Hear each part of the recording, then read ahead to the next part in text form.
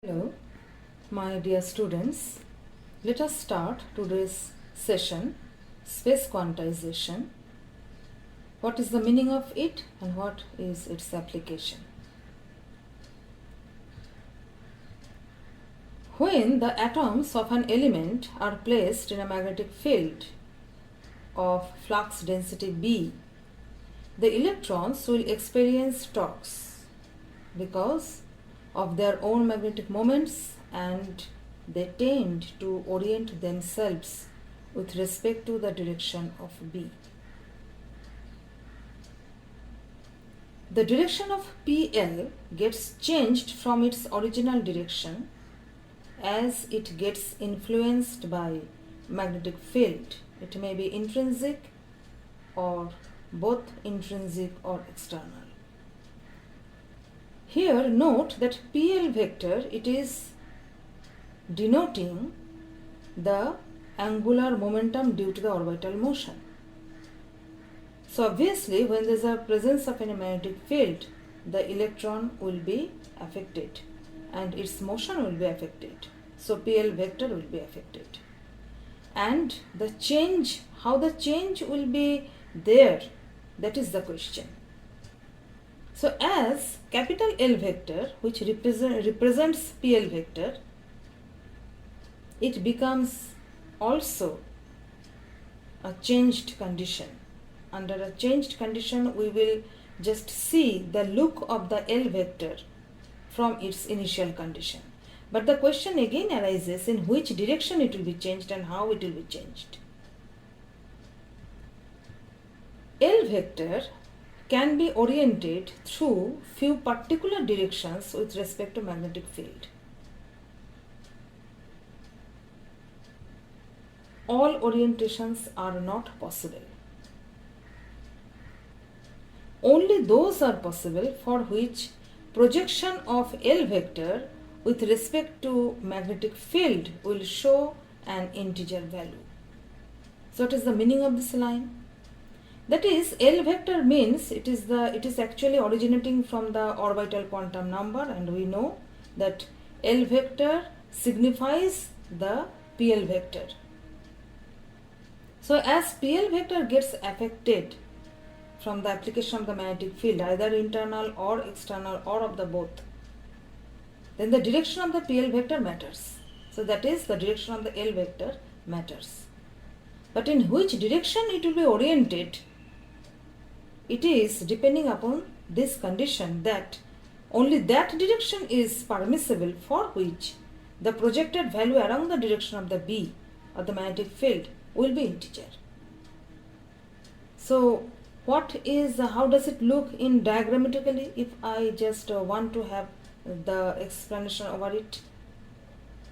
These projected values are called magnetic orbital quantum number, and they are expressed by ml.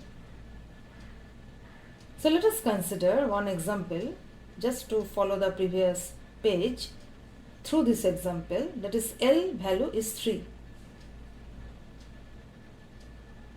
L value 3 means we are talking about F state, because I know S, P, D, F, every sub energy level is specified by the L value.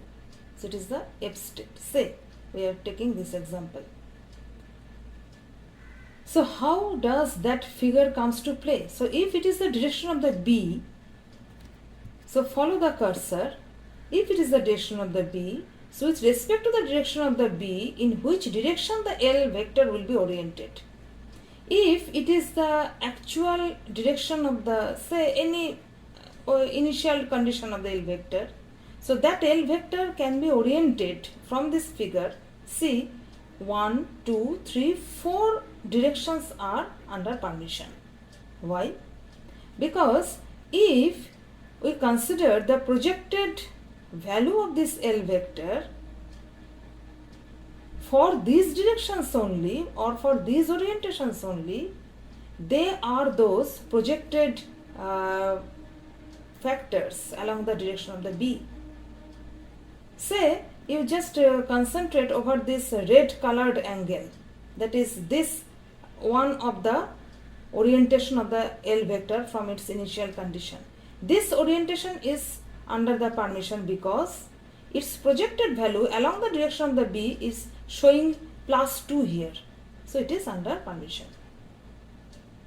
If we consider the blue colored angle, which is designated by the angle θ3, this orientation is possible because the dotted one, the projected value along the direction of the B, it gives 1, +1 here. Similarly, if we consider the opposite direction, that is the negative z-axis along B, the -1 projected value is under permission, -2, that projected value is also under permission, and -3. So in this way, if we consider the several angles, so which angles are under the permission? That is, L is the initial one, so L cos θ1 is +3. So which is θ1? θ1 means when the L vector, it is coinciding in the direction of the B. Follow the cursor. So correspondingly, θ1, it gives 0 degree. Similarly, for θ2, L cos θ2 is +2. So you can compute the angle L cos θ3 equal to +1 from this figure, the blue colored angle. L cos θ4 equal to 0, the black colored angle.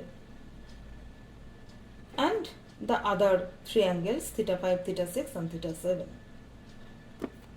So the possible values of ML, which is called the magnetic orbital quantum number, those values are +3, +2, +1, 0, -1, -2, -3 for this particular example. So number of ML values is 2 into 3 plus 1, that is 7. In general, 12 plus 1. So for L equal to L, possible values of ML are L, L-1, L-2 and so on.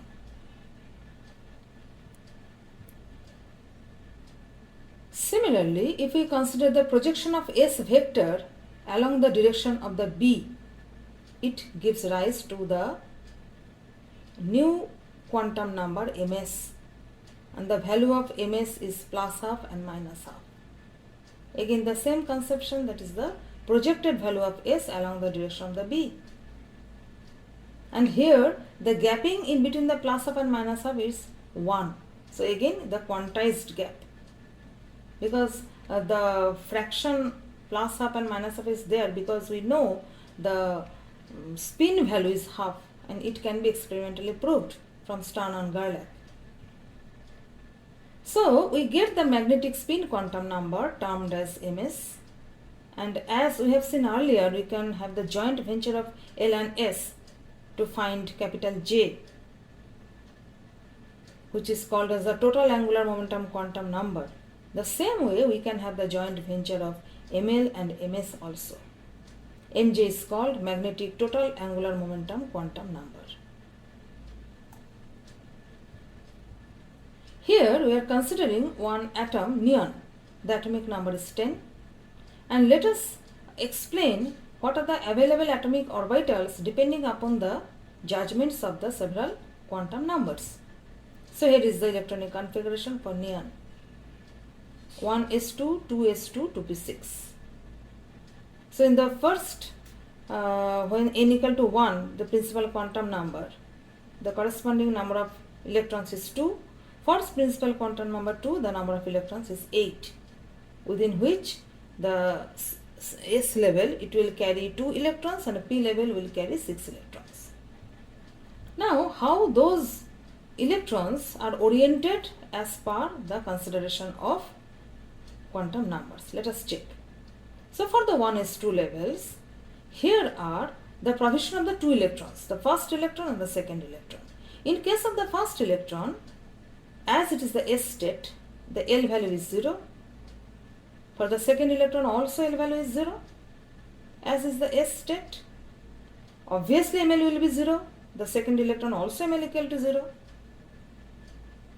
But one factor, it differs, it is spin factor. The paired electrons, the paired condition is judged by the spin up and spin down. So it is very clear the two electrons are distinctly identified by these quantum numbers. If I go through the rest 8 electrons, that is the 2s2 to p6, what are the several identities of the electrons? Let us check. For the first electron in s level, as usual, L equal to 0, Ml equal to 0, s plus half. For the second electron in the s state, L equal to 0, Ml equal to 0, s minus half. Now for the 6 electrons in the p level, that is the third, fourth, fifth, sixth, seventh, eighth out of the 6 electrons. Here all the electrons they having the same L values, L equal to 1, as it is the p state. Now L equal to 1 means Ml will have 3 values, because 12 plus 1 means 3. So Ml equal to plus 1, plus minus 1 and 0. So under the Ml plus 1, follow the cursor, under Ml plus 1, when the two conditions are judged for the two pair of the electrons, again spin up, spin down. Under Ml is 0, when two electrons are considered as a pair, again spin up, spin down. And for the last option, when Ml equal to minus 1, for the last pair of the electrons, again spin up, spin down. Now check, out of this all the 8 electrons, every electron has its own identity, like a specific identity card. So under this discussion, we can definitely state the Pauli's exclusion principle, that is, no two electrons in a multi-electron atom can exist in the same quantum state, as we have seen right now.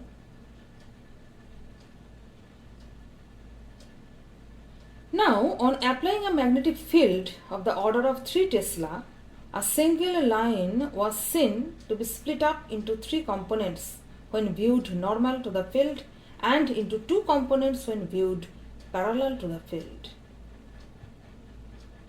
Of the 3 components, one is of the frequency nu naught as the original one, while the others are symmetrically placed on both sides of it and have frequencies nu naught plus delta nu and nu naught minus delta nu, where delta nu equal to Eb by 4 pi m naught. B is the magnetic field strength, m naught is rest mass of the electron, E is electronic charge. And this is called Zeeman effect. So it was first discovered by Zeeman that a spectral line placed in a magnetic field and observed through a spectroscope of high resolving power is seen to be split up into several components. When the applied field is high, the splitting is comparatively simple and is known as normal Zeeman effect. When the applied field is less intense, the splitting is more complex and is known as anomalous Zeeman effect. So, these discussions over the several quantities, that is ml, ms, mj, apart from L, S, J, the total presence of all the quantities, with the help of all the quantities, it is very useful and it is helpful to just explain this phenomenon. Later on, the other classes will discuss it. So, space quantization rule helps to explain the splitting of spectral lines in different other components when it is kept in magnetic field.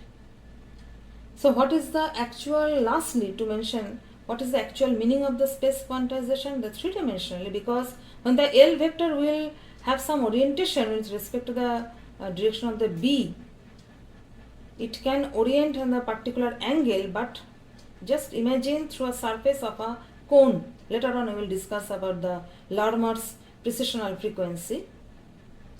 So, Three-dimensionally, the every part is quantized or discrete, and it has a specific rule, and that rule is the space quantization rule that we have discussed right now. So okay, up to this. So later on we will discuss about the Zeeman effect. Up to this, goodbye.